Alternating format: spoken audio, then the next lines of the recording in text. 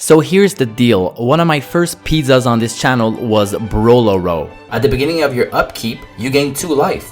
Yes, the quality was super bad because I was just a young pup back then, but I always wanted to remake that pizza since my Oloro deck got heavily updated with time and the quality of my videos as well. But with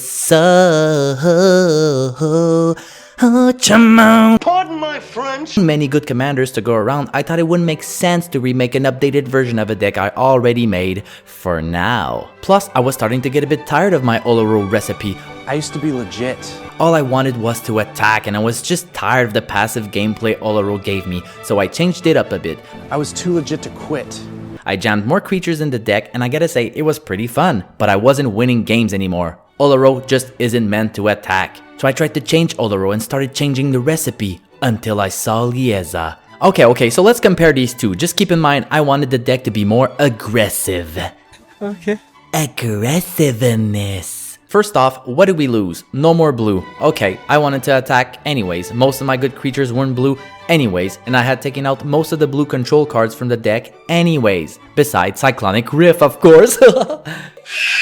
So, more aggressive. No more steady 2 pepperonis each upkeep. Instead, each player loses 2 pepperonis each time they cast a spell. More aggressive once again. You can pay her commander tax with life, making you cast her for only 5 mana each time she dies, keeping her on the board pretty much all game long. More aggressive. And my favorite part, a 5/5 flying lifelink body. Yes, that's what I was looking for. A sexy ass angel body. I wanted to attack and she can attack pretty good, and the lifelink goes hand in hand with her life loss ability. She's just screaming to tap sideways each turn. More aggressiveness. So first off, our delicious crust, pumping Liesa up. Then the sauce, the big threats you have to play. Then our melty cheese, life shenanigans. Then our pepperonis, your finishers. And to finish off our fresh veggies, protection, and card advantage. I haven't been this excited since they banned Ferocious Pup, and don't forget to like and subscribe for some more delicious recipes. First off, we're gonna soak our noodles. So first off, give Liesa a hand with Silverblade Paladin, giving her double strike with Soulbound and Duelist Heritage. Whenever one or more creatures attacks, you may have target attacking creature gain double strike until end of turn. Really sweet card for politics as well. Hey, I'll give your creature double strike if you don't attack me. Offensive and defensive card, amazing toppings. Get it really nice and hot. Bastion Protector is a must for any attacking commander. +2/+2 and indestructible to your commander. Turning Liesa into a 3-turn clock to kill anybody with commander damage.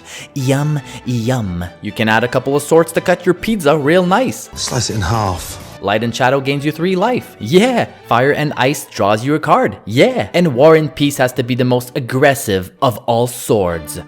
Yeah, boy. Whenever equipped creature deals combat damage to a player, Sword of War and Peace deals damage to that player equals to the number of cards in his or her hand, and you gain 1 life for each card in your hand. That's a huge life swing, and it fits perfect in this deck. Fucking A. But the best part of playing the swords is giving Liesa extra protection, making sure you attack each freaking turn. Hey, now for some more threats. I'm telling you, each card in this deck is going to give your opponents a headache. Hey, worst Italian impression of all time. Angelic Accord and Resplendent Angel gives you a 4/4 angel token at the beginning of each end step if you gain 4 or 5 life minimum. You're guaranteed to have an angel on your turn if you attack with your commander. These get out of hand really fast and have to be dealt with ASAP Rocky. Yes! Archangel of iTunes gives your board +1/+1 counters each time you gain life. I always wondered why this card was so freaking expensive. Man, words can't describe how powerful this card is. Attack with her and Liesa, that's +2/+2 for all your creatures. Each instance of life gain puts a +1/+1 counter on your creatures. What will you learn? And let me tell you something. Let me tell you something that's something that I'm gonna tell you. Life gain instances is all this deck does. Another card that has to be dealt with fast. We do have a couple of huge lifelink creatures in this deck, and Divinity of Pride is one of them. It's a 8/8 flying lifelink pizza as long as you have 20 life or more. Simple yet effective at gaining life. This deck is the opposite of my life. So much life. Another big threat is Sunscorch Regent. Whenever an opponent casts a spell, put a +1/+1 counter on Sunscorch Regent and you gain 1 life. On a sweet 4/3 Flying Body. I know he doesn't have lifelink, but slowly gains you life and gets hella thick in the process. Doing my best.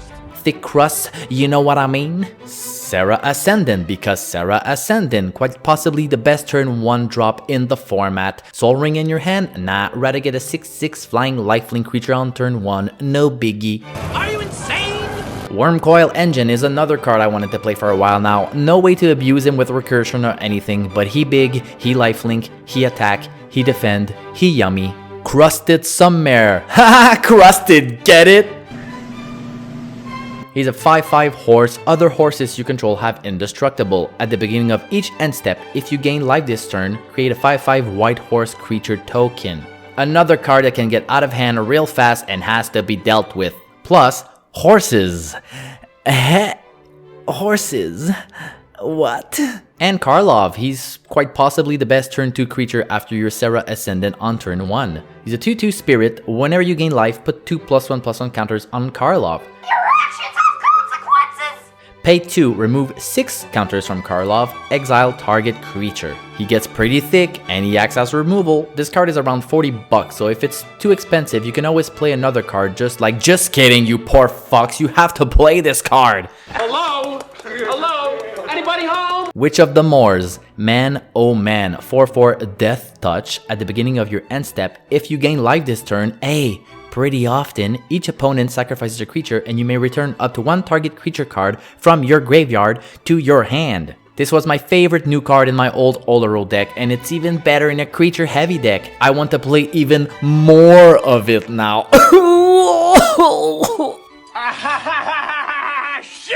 Creaky Jiki and his best friend Villis. The what? The what? And the what? Crick is a 2/2 lifelink minion. For each black mana in cost, you may pay 2 life rather than pay that mana. Whenever you cast a black spell, put a +1/+1 counter on Crick. So this guy is kind of like a ram card. He can get pretty thick as well and has lifelink, so why not? And Villis, you probably know this guy, 8/8 flying demon. Pay 1 black, pay 2 life. Target creature gets -1/-1 until end of turn. And the sauce. Whenever you lose life, draw that many cards. Huh? Let me get this straight. If I have Liesa and Villis in play, every time I cast a spell and lose 2 life because of Liesa, I draw 2 cards. What the baloney? Man. Or you can just activate Villis's -1/-1 ability by paying 4 life with Crick instead of paying mana and drawing 4 cards in the process. Now, that's a load of shenanigans if I ever saw any. And my favorite demon of all time, Archfiend of Despair. He's an 8 mana, 6/6 flying demon. Your opponents can gain life right off the bat. That's pretty good. At the beginning of each end step, each opponent loses life equal to the life that player lost this turn. Wait, let me explain something to you. This guy is a win con by himself. Attack with your thick army, cast this guy at the end of your turn, watch people cry. Plus, the politic aspect is nice as well. Your opponents are gonna want to smash your other opponents to double that life loss at the end of turn, baby. Now that's all nice, but we gotta gain some life here, buddies. Campbell, 3 mana, 2/3. Whenever an opponent casts a non-creature spell, that player loses 2 life and you gain 2 life. What? Pretty stacks with your commander. Soul Warden gains you 1 life each time a creature enters the battlefield, triggering all your life gain shenanigans pretty often. Rock's Faith Mender doubles the life you gain. As simple as that. And he's a Rhino Monk. What the fuck? And my boy, oh boy, Uncle Vito. Whenever you gain life, target opponent loses that much life. And pay 5 to give all your creatures lifelink until end of turn. Surely you can't be serious. Uncle Vito has the best pizza recipe in town and usually ends the game the second he hits the oven. Twilight Prophet is another amazing card I never had the chance to test out. It's a 4 mana 2/4 vampire cleric flying ascend.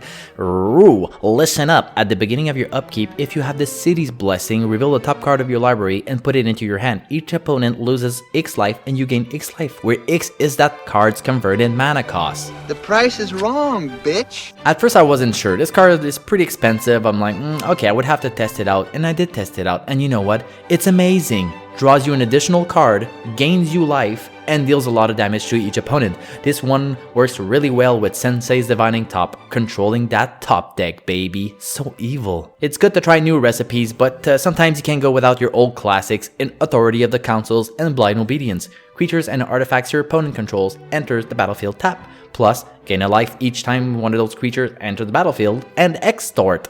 Talk about all dressed. Heliod fits like a charm in here, pumps Liesa up with a +1/+1 counter each time you gain life, so pretty freaking often, and you can pay 2 to give a creature lifelink, which is nice because not all our creatures have lifelink, you know? Now my favorite part, a bit of hate cards. Polluted Bond drains an opponent by 2 life each time a land enters the battlefield under their control. This card is around $35 and I don't need to explain why. Your opponent plays a land, they lose 2 life, they cast a spell, they lose 2 life, and they lose 4 life,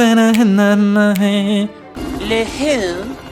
The her. Now, my quandaries will bring you pain with Painful Quandaries. It's a 5 mana enchantment. Whenever an opponent casts a spell, that player loses 5 life unless he or she discards a card. Now, in any other deck, most of the time people are just gonna pay the 5 life and not discard anything. But man, when your life is total is dropping and dropping each turn versus a life gain deck, the choice becomes harder and harder. Just like my dick. The sort of crisper it gets, the quicker it cooks. Ooh, we have a new card, Chord of Ambition. It's a 4 mana enchantment.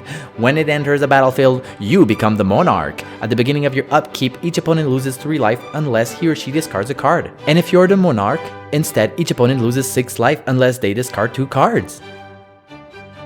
Ouch, another life loss tax that fits perfect with our previously mentioned enchantments, and the Monarch is nice as well. Maybe people are gonna forget you and attack your opponents to become the Monarch, which is nice for us. And Erebos does a bit of everything, prevents life gain for your opponents, which can be a deal breaker versus certain decks, and he can draw you cards as well. And he's a god, and that's pretty cool. Now that your opponents are all low, it's time to finish the game. Exsanguinate and Depth to the Deathless lets you sink all your mana to drain each opponent for the amount of mana paid. Well, Depth to the Deathless is double what you paid, and you gain the total amount of life lost. Yeah, it's nuts. You blew it! Revenge and the other part of the card that no one ever plays, doubles your life total and cuts one of your opponent's life total in half. A bada bing, a bada boom.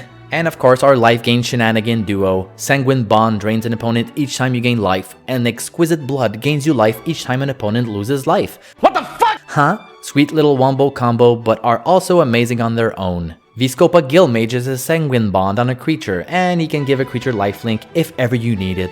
And Wound Reflection, it's a 6 mana enchantment. At the beginning of each end step, each opponent loses life equal to the life they lost this turn. Now that's a lot of damage! The Archfiend of Despair on an enchantment, a brutal card, more politics in the game, urges your opponents to attack each other. So that's the easy part, putting a target on your head, easy peasy, we're gonna need some protection. Ghostly Prison, Sphere of Safety, and Windborn Muse taxes your opponents if they want to attack you. Just having one of these on the field makes life a bit easier for you. And Norn's Annex is another nice one. Creatures can attack you unless their controller pays either 1 white mana or 2 life. Once again, at low life these decisions get harder and harder, just like my dick. Have you seen my wiener? Now for some card draw for Phyrexian Arena, 2 cards per turn at the cost of 1 life. And Necropotence. I know you all know what Necropotence does, but let's read this card together, shall we? It costs 3, skip your draw step, whenever you discard a card, exile that card from your graveyard. Okay, pay 1 life, exile the top card of your library face down, put that card into your hand at the beginning of the next end step. That's pretty good. How dumb is this card? I truly believe it's one of the most powerful Magic cards ever printed.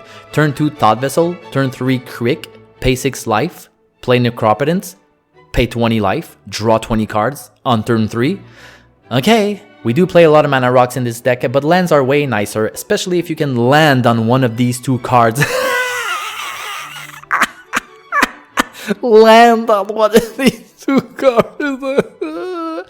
Weathered Wayfarer grabs your Urborg and Cabal Coffers, and Lantax grabs your basic to thin your deck. And finally, Smothering Titties. No way to abuse it, but you don't need to. It's so powerful on its own. So that's all for today, folks. Please like and subscribe if you liked the video, and I hope I gave you guys a bit more life with this deck. See what I did there?